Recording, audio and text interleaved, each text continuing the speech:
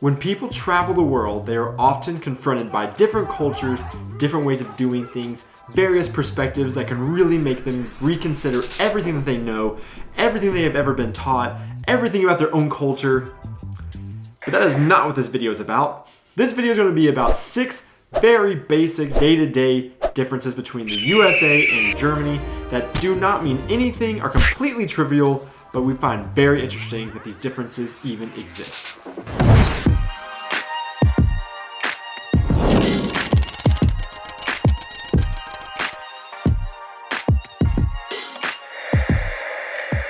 Welcome back to our channel. If you are new here, I am Donnie and this is my wife Aubrey. We are 2 American expats living in Germany and exploring all over, and we're gonna jump right into today's topic. One special thing that I've really been wanting to have to remember our time here in Germany are some local German cookbooks. So Donnie was so sweet and for my birthday got me a bunch of really beautiful German cookbooks.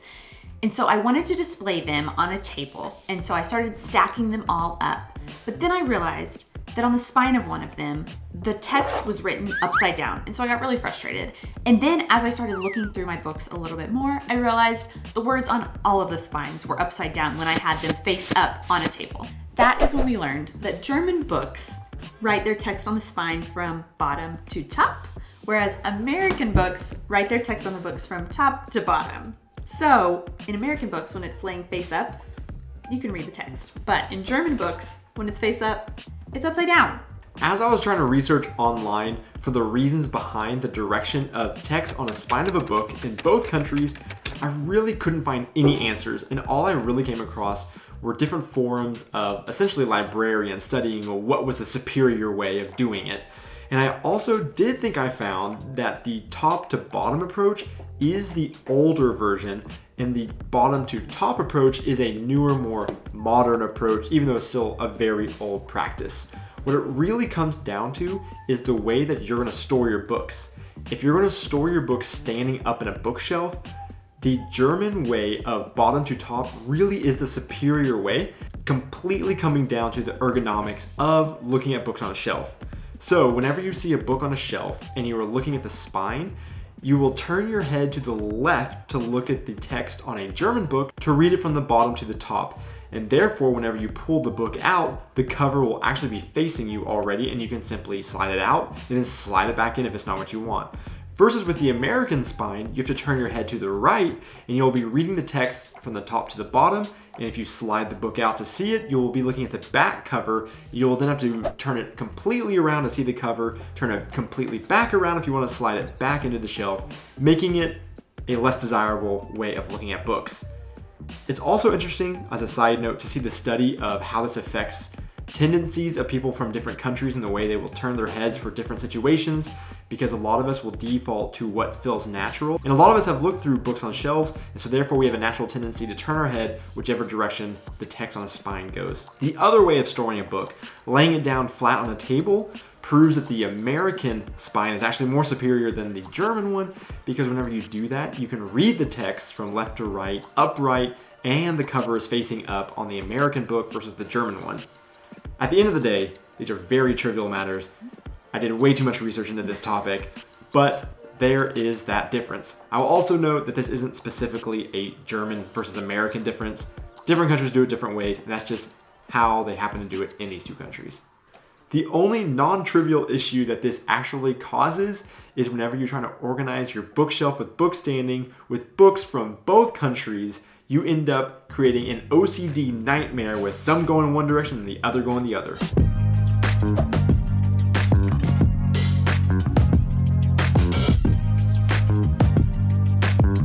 As we've been out and about in Germany, it has seemed like no one around us is married because we're not seeing anybody with wedding rings on their left ring finger. But we've learned that's another difference, is that generally Americans have wedding rings on their left ring finger, but Germans will wear them generally on their right ring finger. The tradition of wearing a wedding ring on your left ring finger is thought to have been started by the Egyptians, who thought that there was a vein in your left ring finger that connected all the way to your heart. The Romans also had this idea, and they called this vein the vein of love. But this is proven to be not true at all. All your vasculature to your fingers is all the same, but it's a sweet thought. In Germany, it is traditional to wear the engagement ring on the left ring finger, but then after the wedding ceremony to switch it to the right ring finger to signify the change in social status. The differences continue with the appearance of the wedding bands. In Germany, typically men and women will both wear a solid metal band on their right ring finger, but in the US, the bands are usually more elaborate, including diamonds, different kinds of metals, and different designs.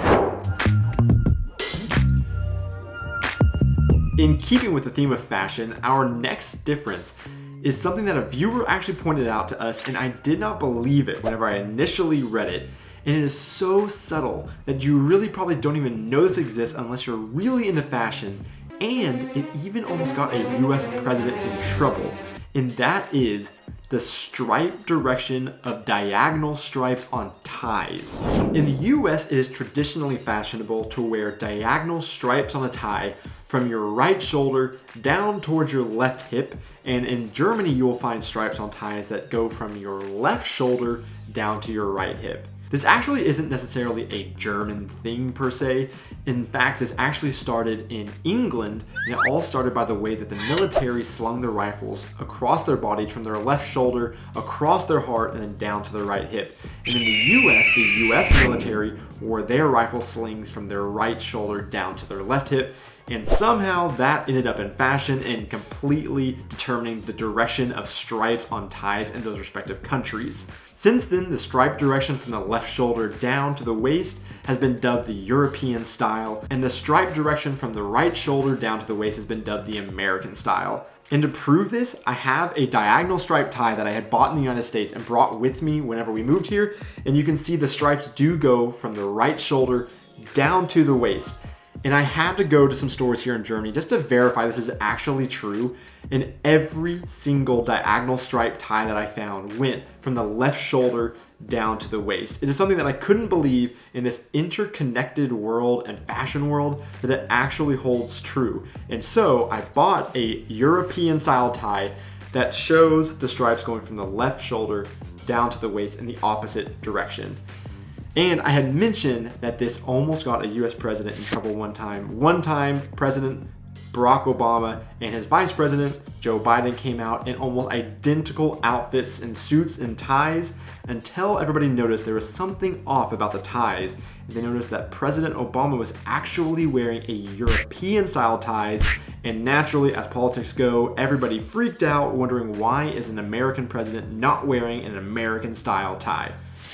Still, a ridiculous difference, but it's subtle, and it just blows my mind that this is actually a real thing.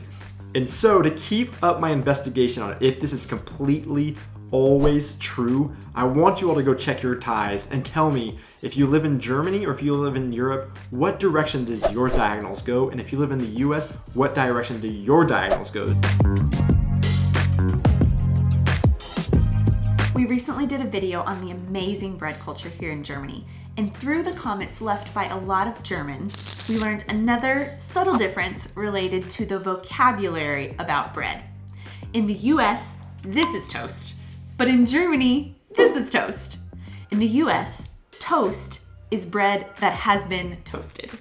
In Germany, toast is sliced up bread, even if it hasn't actually been toasted yet. We're assuming this is because Germans have such an amazing variety of bread that to call this American-style sliced bread bread would almost be insulting. So they call it toast because that's the only thing that they use this bread for.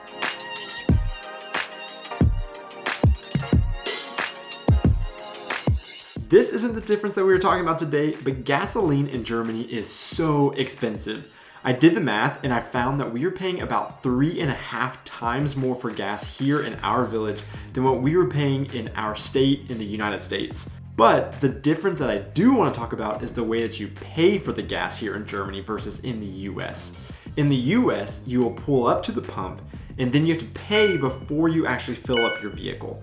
So you'll either put your card in and then you will fill up and your card will be charged for how much gas you took, or before you fill up, you have to go inside and tell the clerk how much money you want on your pump before you actually fill up. In Germany, you pull up to the pump and you fill up your car first, and then you generally go inside to the clerk and pay for the gas that you've already pumped into your vehicle. This is how it also used to be done in the US, but generally now whenever you pull it to a pump, you'll find some sort of sticker that will say something along the lines of, due to an increased rate of fuel-related theft, please enter your payment first and then fill up. Which it's actually kind of funny that they say due to a recent increase, because ever since I can remember, we've had these stickers, so it clearly isn't that recent that they've been having these issues, but that is why they now have switched to a pay first, then fill up system. In Germany, a study in 2011 showed that there were 85,000 fill up and dashes that occurred in Germany, which was a 6% increase from the previous year in 2010. So according to this semi-outdated information, this is something that is on the rise in Germany, and it would be interesting to see if they start to have to transition to a system like in the US as well to try to stop fuel-related theft.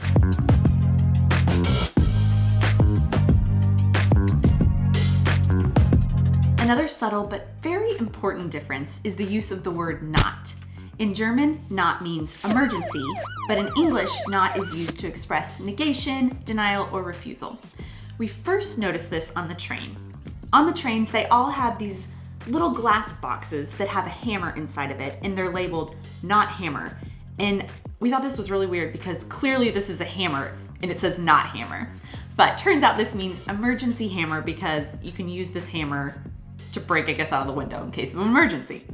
So even as we've been learning more German words, this still trips us up every time because not is such a common English word. So for example, when we're driving down the highway, we'll sometimes see these look like ambulances that say not arts. And so we've learned arts means doctor, but it says not arts. So we think not a doctor, but it actually means emergency doctor. Another example is the word Ausgang, which means an exit from a building. So sometimes we'll see signs that say not Ausgang and we think, oh, that's not an exit. But then actually it means emergency exit. We've also learned with the word not roof that this doesn't mean to not call this number. This actually means it's an emergency number.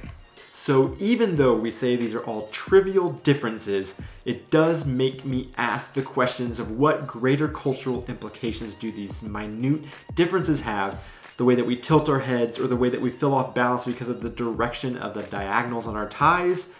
It all creates very interesting questions, and we want to ask you, what other trivial differences do you know between Germany and the United States? Leave those in the comments, and also, as usual, leave them in German so I can practice my German more. I've really appreciated that. If you like this video, please hit the like button and also subscribe so you can keep up with more of our adventures. We would love to have you travel with us. Cheers!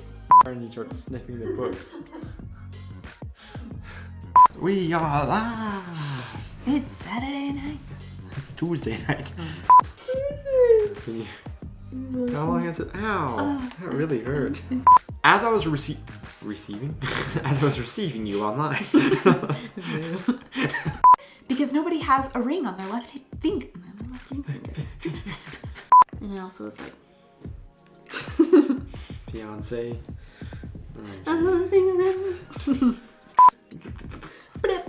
Is extremely expensive in Germany. I broke down. We're crying right now. That's so expensive. Hammer, you never said like to break the glass or something like that. Oh, Like, okay. What do you mean? Like it's an emergency hammer? Like in case you gotta build something? Okay, yeah. Perfect. Bookshelf with books standing up from different Directions. Yeah. Wait. What? What? The only issue that the books... No. This is way harder than I thought it was You're going to making be. it complicated. Action.